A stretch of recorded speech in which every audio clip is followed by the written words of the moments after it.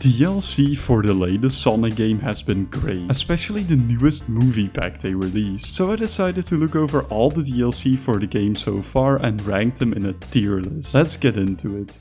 First up, we're talking about the Casino Night DLC, which isn't even DLC for Sonic X Shadow Generations, you just get it for free in the game now, but it was DLC for the original 2011 version of Sonic Generations, and it was actually the only DLC for that game. We could have gotten so many cool levels from other Sonic games that were never featured, like Sonic CD, Sonic and the Black Knight, Shadow Shoot, but we got Pinball instead, so I get why nobody likes this one really, but this thing is honestly overhated. I played it and it's actually a really fun pinball table. At first I was wondering what these coins were for because they didn't give any points, but I just collected them. Then I started unlocking these cool secret routes. There are 3 in total, and they send you through a path where you have to time your flippers to lead Sonic along. They always end up in this slot machine, and oh, that's what the coins are for. So yeah, if you like pinball, you like this DLC. I think it was pretty fun, and deserving of the A tier. Now let's actually talk about the newer DLC. By pre-ordering the game, you are able to unlock the Adventure Sonic skin, and it's absolutely beautiful. The only complaint I have is that it doesn't have any animated facial features, which makes it feel a little lifeless, but it's a really cool addition to the game. A tier. Of course, there's also a low poly version for Classic Sonic, which you could unlock by subscribing to the newsletter for the game, and you can still unlock by paying money. The only complaint I have is that it's inaccurate. No, just kidding, I have the same complaints as with the previous skin. But because this one is a reference to the more obscure Sonic Jam, it gets a little more street cred in my eyes, so I'm putting it in the highest A tier. Unfortunately, Shadow didn't get a low poly version, but he got something even cooler. Terios. He was one of the concepts for Shadow before he was conceived, and he looked really cool. But now that he's in the game, he actually looks kinda goofy, not gonna lie. Like, he's wearing a scarf, and why is he so muscular? His face is pretty cool though, with the one red eye and the scar on the other. Overall, it's still a good skin, but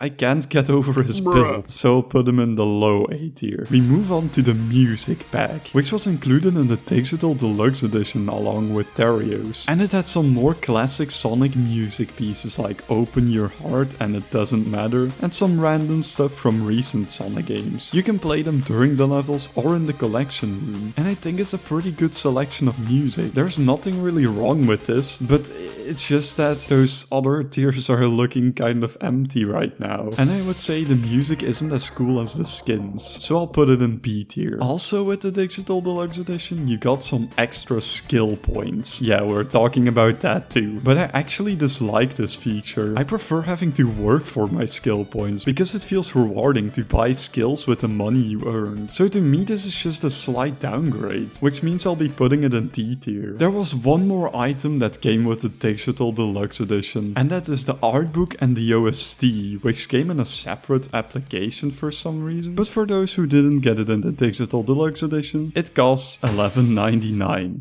What the fuck? The OST is already available in the game, so why couldn't the art book be? There is some convenient functionality in this application though, like you being able to zoom in and a shuffle option for the music. The art book is pretty cool to look at though, but the so-called OST isn't even the full version. It's just a chunk of the tracks from the music pack. What's up with that? Bro, I need this game's OST on Spotify right now, how is it not on there yet? I'll give this a low B tier. But now we'll talk about what you all are really here for. The Sonic the Hedgehog 3 movie pack, which has a full new stage where you turn into movie Shadow. Loading your save will prompt you with a message saying a mysterious portal has opened. Interacting with it opens a portal ring, which sucks Shadow in and sends him to a destroyed Tokyo, where we hear Keanu Reeves' voice.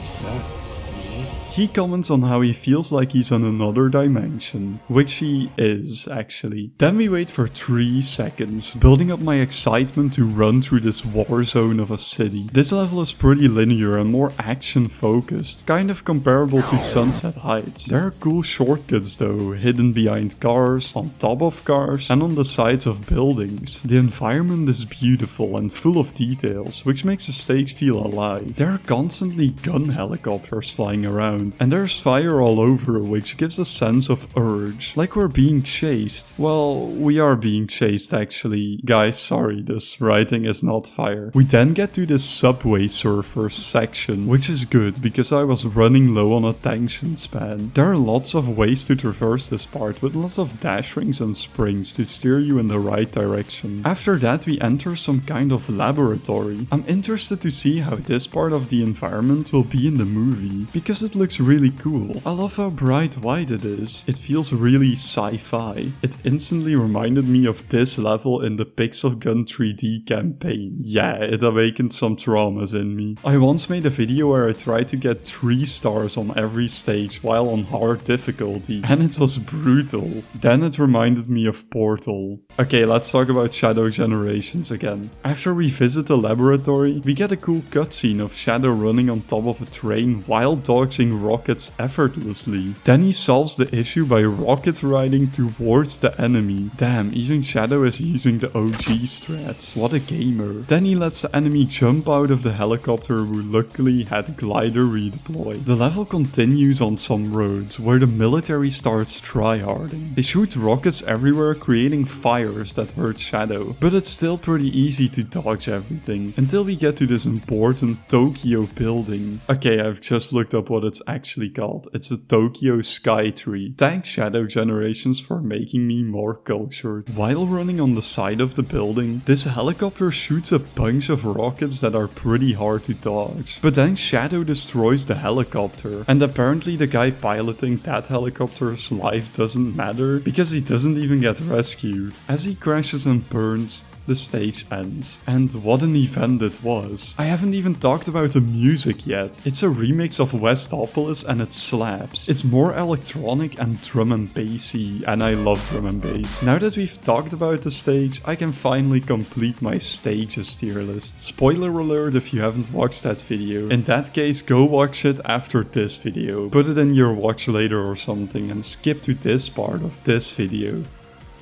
Anyways, I'm giving it the highest A tier. It's an amazing stage full of action. Though it's not the most complicated. It has some really cool shortcuts, but it just isn't as impressive and expansive as the S tier stages.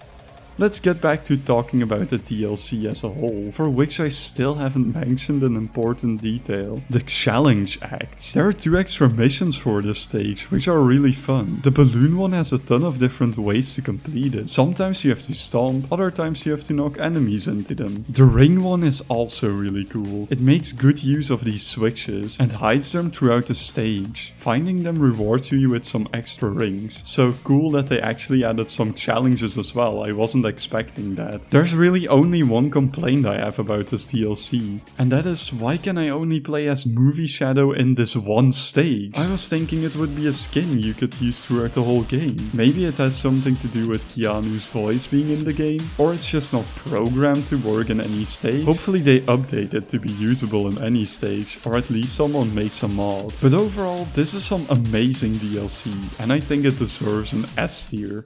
So those are my opinions on all the DLC so far. What do you guys think? Let me know in the comments, and while you're down there, you might as well hit the subscribe button, because I know you liked this video, you watched it all the way to the end. I'm onto you. And hit the like button as well, can't forget about him, otherwise you'll feel left out.